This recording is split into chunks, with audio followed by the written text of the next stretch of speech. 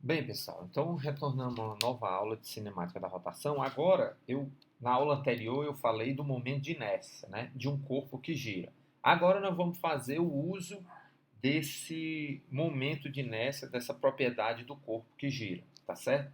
Então, o exemplo 9.8 eu tenho um cabo leve, flexível e não deformável, é enrolado diversas vezes em torno da periferia de um tambor, um cilindro maciço com diâmetro 0,2 metros e massa de 50 kg, que pode girar em torno de um eixo estacionário horizontal mantido por mancais sem atrito.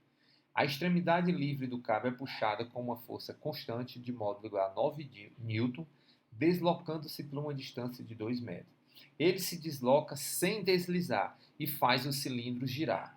Se o cilindro inicialmente está em repouso, calcule a velocidade angular e a velocidade escalar final do cabo. Olha, antes de começar esse exemplo, eu deixei claro aqui, eu realcei aqui em azul algumas informações do seu problema. Então vamos lá. Um cabo leve.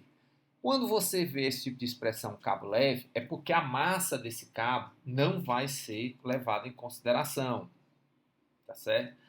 Um fio não deformável. Outra informação importante, não deformável significa que ele não estica, né? Tá certo? Por quê? Por que essa forma não esticar? Porque a gente vai usar um vínculo que é o tanto que esse cabo anda é o tanto que esse cilindro gira. Outra informação importante com relação a essa informação, o tanto que esse cabo anda é o tanto que esse cilindro gira, desloca sem deslizar. Então, toda vez que você vê não deformável, sem deslizar, é para você utilizar uma relação entre o número de rotações que o cilindro dá e o tanto que esse cabo se desloca. Porque se ele se deslizar, você não pode garantir que uma volta do cabo, o cabo vai andar 2πr. Da mesma forma, você não pode garantir se o cabo esticar. Ele esticou, então não sei, ele andou mais do que o cilindro girou, entendeu? E a gente vai fazer esse vínculo entre o movimento de translação do cabo e a quantidade de rotações que o cilindro dá. Então, eu chamo a atenção disso. Outro aspecto do cabo ser leve é porque no cálculo do momento de inércia do cilindro, a massa que esse cabo tem, que está enrolado no cilindro, não vai ser levado em conta. Porque se fosse, esse problema ia para um outro nível de dificuldade.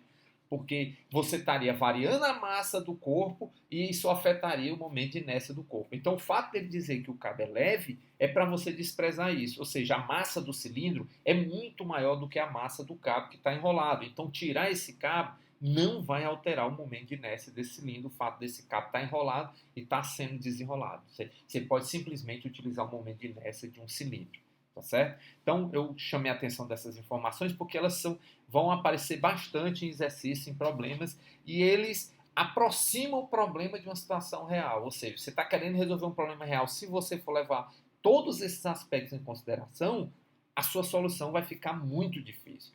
E certamente esses aspectos que a gente está desprezando não são relevantes para o que você de fato quer calcular. Ou seja, ele não alteraria consideravelmente o seu resultado. Tá certo? Então, eu chamo a atenção dessas coisas em azul exatamente para isso, para que você obtenha informações relevantes quando você estiver lendo o enunciado do seu problema. Então, o que é que ele quer saber? Ele quer saber se o cilindro saindo do repouso, calcula a velocidade angular e a velocidade escalar final do cabo.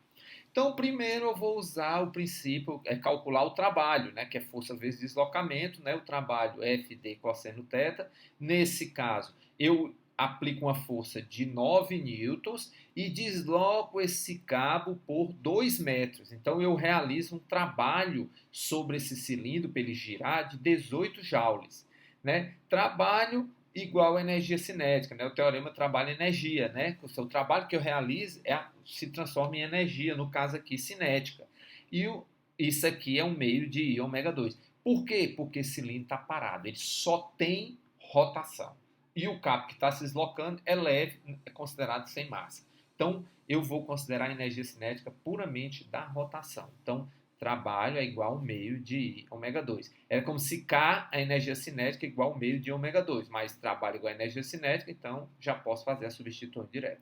Qual é o momento de inércia? Aí eu vou lá. Eu estou falando de um cilindro maciço. Cilindro maciço né? Cadê o cilindro maciço? Está aqui. O momento de inércia dele, 1/2 de mR2, né? Onde R é o raio, né? 1/2 de mR2. Então, é esse momento de inércia que eu vou utilizar para a solução desse problema. Então, I é 1/2 de mR2, né? Substituindo. Aí eu tenho a massa do cilindro, tenho o raio, tenho o diâmetro aqui, eu calculo a metade ao raio. Encontrei quem é o momento de inércia no meu cilindro. O trabalho é 1/2 de ômega 2. Ômega 2, que é o que eu quero, né? Ele quer a velocidade angular. Então, ômega 2 é 2W sobre I. O W eu já calculei, o I eu calculei. Substituo e encontro que ômega é 2 radianos por segundo. Aí agora eu vou para a velocidade escalar final do cabo. V igual a ômega R. Perceba que isso aqui só é válido porque você considerou que o cabo é não deformável e ele se desloca sem deslizar. Porque se ele estivesse deslizando, eu não poderia dizer que a cada volta ele anda ômega R. Entendeu? Então, essas informações são bastante relevantes para que você possa utilizar essa equação no seu problema. V igual a R ômega, substituo que é V e encontro que V é 1,2 metros por segundo ao quadrado. Ou seja, respondi as questões do meu problema. Um outro exemplo, que é o 9.9, enrolamos um cabo leve e flexível em torno de um cilindro maciço com massa M e raio R. O cilindro gira com atrito desprezível em torno de um eixo horizontal estacionário. Amarramos a extremidade livre do cabo a um objeto de massa M e liberamos o objeto sem velocidade inicial a uma distância h acima do solo. À medida que o objeto cai, o cabo se desenrola sem deslizar. Olha aqui, ó. Nem se esticar. Então, é nem deformar e sem deslizar. Tá certo? Informação importante. Era para não ter chamado a atenção aqui em azul. Fazendo o cilindro girar. Ou seja, quando esse cilindro gira, esse cabo não desliza. Então, o comprimento que ele se desloca é igual à quantidade de voltas que ele dá. Então, calcule a velocidade do objeto que cai e a velocidade angular do cilindro no instante que o objeto atinge o solo.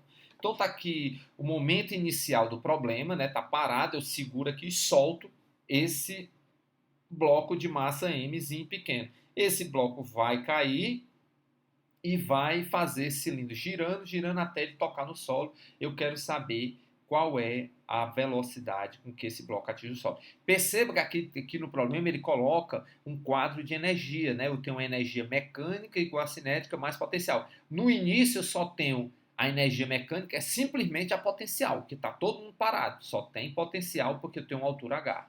No final, a energia que era potencial zerou e eu só tenho a energia cinética, que é a do movimento. Então, energia mecânica no ponto 1, situação 1 igual a energia mecânica no ponto 2.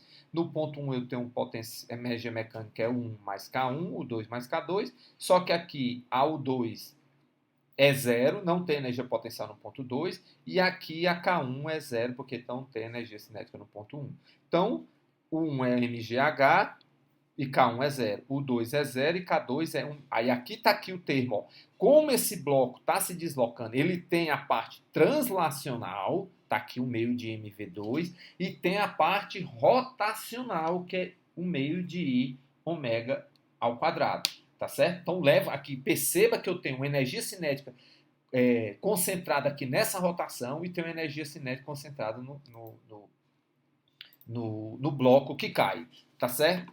Aí aqui aplicando a conservação da energia, né? Ponto 1 e ponto 2, eu encontro essa relação, encontro que mgh, um meio de mv2, um meio de I ômega 2. Tá certo? Essa aqui é a relação que a gente encontra. A gente também tem qual é o momento de inércia do cilindro, um meio de mr2. Qual é ômega igual a V sobre R, né? V igual a ômega R, né? Estamos utilizando dois resultados. Esse resultado aqui é possível porque é sem deslizar e sem esticar, né? Aí eu posso utilizar essa equação.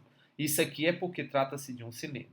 Então, continuando esse cálculo, né? Eu tenho isso aqui, utilizo a relação lá do V com o ômega e o momento de inércia continua aqui, então dá 2m, multipliquei por 2 todo mundo, 2mgh, mv2 igual a I ômega 2, certo? 2mgh igual a mv2 mais I ômega é V sobre R, né? V sobre R ao quadrado, 2mgh é V2, M mais IR2, 2mgh, V2, M mais, substituo o momento de inércia, que é um meio de mR2, está aqui ele, por R2, cancela os R, V2 é 2mgh, M mais M sobre 2. Tá certo? Ou seja, V2 é 2GH, divide todo mundo por M, né? Tá certo? E encontro 1 mais M sobre 2M. Extraio a raiz e encontro que a velocidade com que o bloco cai é 2GH, 1 mais M sobre 2M. Esse problema já foi resolvido por caso de um lançamento. Suponha que ele cai e não tem nada girando, né? Aí, caso particular, suponha que não existe o tambor, que não gira, não tem nada, corda pendurada, nada. Então, esse M é zero. Se você faz esse M igual a zero, que é o caso particular, essa equação se torna equação de Torricelli, que é aquela do movimento em queda livre, né? Que é velocidade que o corpo cai, raiz de 2GH, ou seja, o problema volta para o caso translacional sem rotação, né? Se você considera que a massa desse cilindro, que ele não compartilha a energia cinética do problema. Perceba que agora, quando esse corpo está caindo, parte da energia potencial dele vai ser distribuída entre a energia cinética translacional e a energia cinética rotacional do corpo. Tá certo? Então, bastante importante esse exemplo para um esclarecimento de como é que a energia agora vai ser compartilhada com um corpo que gira e translada. No próximo capítulo a gente vai voltar a esse tema com bem ênfase, tá certo? Vou ficar por aqui e até uma próxima aula.